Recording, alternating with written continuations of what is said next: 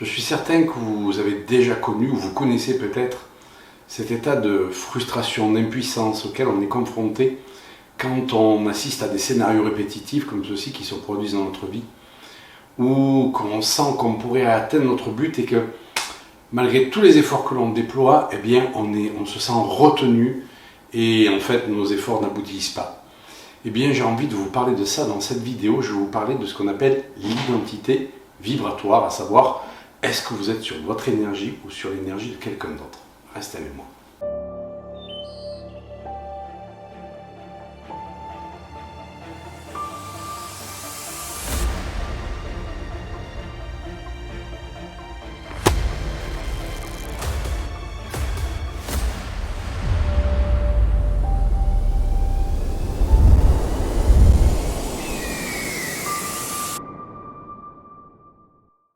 Bonjour, je suis heureux de vous retrouver donc pour cette nouvelle vidéo. Si c'est la première fois que vous arrivez sur une de mes vidéos sur ma chaîne, n'hésitez pas à vous abonner, à cliquer sur le pouce et sur la cloche. Je vais vous parler d'identité vibratoire. C'est quoi l'identité vibratoire? En fait, c'est le fait d'être connecté pleinement à son énergie. Et quand on est confronté à des situations répétitives, des scénarios, des situations où on se sent obligé ou empêché de faire quelque chose, un domaine de notre vie où c'est difficile, on n'arrive pas à créer le professionnel, le financier ou le couple comme on voudrait, on a beau se débattre et ça n'aboutit pas, eh bien il y a fort à parier que vous ne soyez pas sur votre énergie. Ça veut dire quoi, être sur son énergie?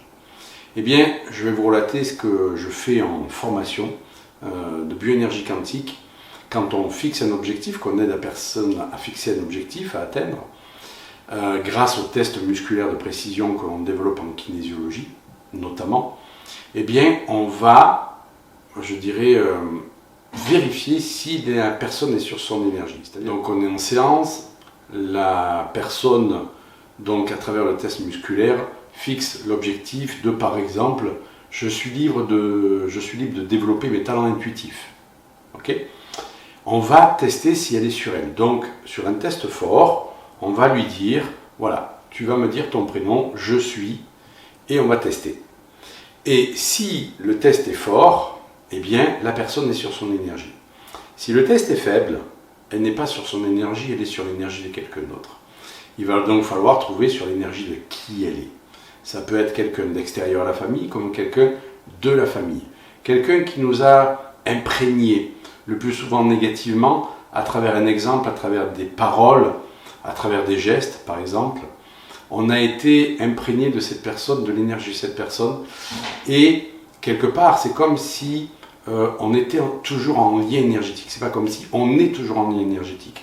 Donc, par rapport à l'exemple que j'ai pris, peut-être que la personne est sur l'énergie de son père ou de sa mère.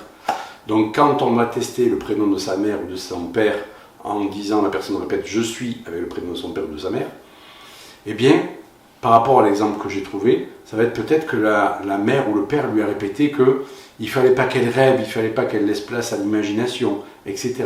Qu'il fallait être ancré, cartésien. Et donc, la personne s'est coupée de son intuition et elle n'est pas libre de développer ses talents intuitifs. Et c'est comme ça, à travers, je dirais, tous les domaines de sa vie, qu'on peut être branché sur quelqu'un. Et quand on est branché sur quelqu'un d'autre, comme on n'est pas sur son énergie, on n'arrive pas au résultat escompté. On est tout le temps confronté à des difficultés où on n'arrive pas à se mettre en marche vers ce qui nous fait vibrer. Et donc ça peut exister sur le domaine financier, professionnel, affectif, amical, le développement personnel, etc., etc. On peut être branché sur tous les domaines de sa vie sur une personne et se sentir figé dans sa vie. Ça a été le cas d'une personne longue dans la formation cette semaine, où elle nous dit « je me sens perdu, je sens que j'aboutis à rien, je ne réussis pas à créer ce que je veux créer dans ma vie ». Donc on l'a fait allonger, ok, donc on va regarder si tu es sur ton énergie. Et quand elle a répété son prénom, ça a baissé. Par contre, quand elle a répété le prénom de son père et de sa mère, là, ça a tenu. Pourquoi? Eh bien parce que ses parents n'ont jamais réussi à ses yeux.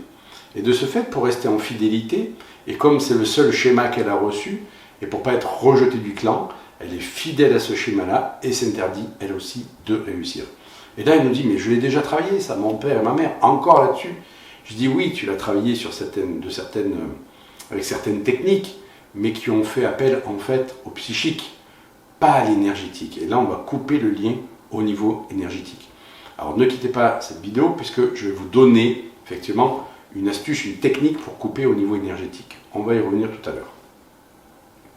C'est le cas d'une autre personne aussi qui est passée cette semaine et qui dit, moi par exemple, je n'arrive pas à me faire des amis. Ok, allonge-toi, on va vérifier dans le domaine amical si tu es sur ton énergie. Et donc là, elle répète son prénom et bien entendu, ça lâche. Pareil, on regarde l'énergie des parents. Pourquoi? Parce que c'est eux généralement qui nous ont le plus imprégnés, je dirais quelque part, mais ça peut être aussi des grands-parents, ça peut être un grand frère, une grande sœur, ça peut être un maître d'école qui vous humilie ou que vous répétez que vous n'arriveriez à rien, comme ça peut être quelqu'un que vous n'avez pas connu de votre famille, un grand-père ou une grand-mère qui est décédé quand vous étiez enfant ou avant que vous naissiez, un arrière-grand-père, une arrière-grand-mère, qui en fait détenait une histoire dont vous avez hérité et qui fait qu'il y a un lien énergétique avec cette personne. Et de ce fait, vous n'êtes pas sur votre identité vibratoire, vous n'êtes pas sur votre énergie, vous êtes sur ce qu'on appelle un transfert subi. Et donc, pour reprendre l'exemple de cette personne, ses parents n'avaient pas d'amis. Elle m'a dit, mais j'ai jamais vu des amis à la maison. Et moi, j'ai voulu tout le temps me faire des amis et ça n'a jamais marché. Et pourtant, je l'ai travaillé en psychologie, etc. Mais ça ne fonctionne pas encore. Et donc, je lui ai dit, c'est normal, tu es encore énergétiquement branché sur tes parents, tu es relié à tes parents. Et donc, tu restes en fidélité au schéma que tu as vu et toutes les amitiés que tu as, eh bien, elles n'aboutissent pas. Donc, elle a conscientisé aussi, bien entendu, qu'elle donnait trop, etc., etc. Mais même en conscientisant ça, ça n'aboutissait pas. Pardon. Et donc, de ce fait, quand vous êtes confronté à une difficulté répétitive, à quelque chose que vous n'arrivez pas à atteindre dans un domaine de votre vie, et vous avez beau faire tous les efforts, vous faire aider, vous n'atteignez pas votre résultat, dites-vous que vous êtes sur l'énergie de quelqu'un d'autre. Alors on peut être sur l'énergie de quelqu'un d'autre par reproduction de schéma, c'est le schéma le plus souvent, ou par opposition. Je prends un autre exemple, pareil, un contexte d'échec relié au père. Le père était tout le temps en échec dans ses sociétés, donc cette personne était reliée à son père, sauf que il n'était pas en reproduction du schéma, il était en opposition, c'est-à-dire que lui, il mettait un point d'honneur à ne jamais être dans la situation de son père pour ne pas souffrir de ceci. Par contre, sa vie était une course effrénée vers la réussite. Interdiction de se poser et de pouvoir respirer un peu parce que je dois fuir le schéma de mon père. Et ça, c'est souvent quand on a des paroles dont je ne veux pas ressembler à ma mère, je ne veux pas ressembler à mon père, on sait déjà qu'on est branché sur cette énergie-là, mais par opposition, c'est-à-dire qu'on fuit le schéma de reproduction. Donc c'est souvent entre ces deux, reproduction et opposition, on a d'autres schémas comme la maîtrise, la compensation, mais c'est ces deux qu'on retrouve le plus souvent. Et donc, essayez d'examiner déjà les domaines dans votre vie où vous sentez que c'est pas fluide, vous sentez qu'il y a des résistances, vous sentez que vous avez beau faire des efforts depuis des années ou depuis des mois, ça n'aboutit pas. Moi, il y avait un contexte qui était très clair, c'était celui de la colère, mise en colère pour des choses souvent futiles. Connecté à l'énergie de mon père qui était un colérique, et j'avais beau le travailler au niveau psychique, ça passait pas. Et donc je l'ai travaillé au niveau énergétique pour assister enfin à cette descente de colère et faire que, eh bien, je ne m'énervais plus pour rien, et j'avais donc déconnecté ce lien par rapport à mon père. Et c'est comme ça qu'on est branché sur différents contextes de notre vie, sur une ou plusieurs personnes. Donc comme j'ai dit, ça peut être les parents, ça peut être un grand frère, peut-être que vos parents encensaient votre grand frère et ne vous regardez pas, et donc vous avez branché, vous, au niveau énergétique, sur votre grand frère. Et c'est comme ça que j'ai eu une autre élève qui me disait qu'elle n'arrivait pas dans les formations à aboutir. Et donc j'ai dit, c'est relié à qui ça? Et donc elle a commencé à chercher, et elle a trouvé, elle a dit, mais je pense que c'est relié à ma sœur. Pourquoi? Bien, tout simplement parce que sa sœur était encensée par les parents, était médecin, etc. Et donc elle, pour donner raison à ses parents que sa sœur était mieux qu'elle, elle échouait. Donc elle était branchée énergétiquement à sa sœur, jusqu'à ce qu'on fasse réaliser qu'il y avait ce schéma-là, et qu'on coupe le lien au niveau énergétique. Donc, attendez quelques instants, je vais vous donner cette technique, Par contre, ne croyez pas que cette technique va suffire à elle seule à libérer tous ces liens, je dirais, limitants. Pourquoi? Parce que quand on a été imprégné massivement par une influence, à travers ce qu'on a vu, ce qu'on a perçu, ce qu'on a entendu, ce qu'on nous a dit, eh bien, ça s'est engrammé en niveau de profondeur par couches. Et qu'on ne peut pas enlever d'un coup ces couches. C'est pour ça que souvent on est obligé de revenir au niveau thérapeutique sur certaines influences pour les diminuer à chaque fois.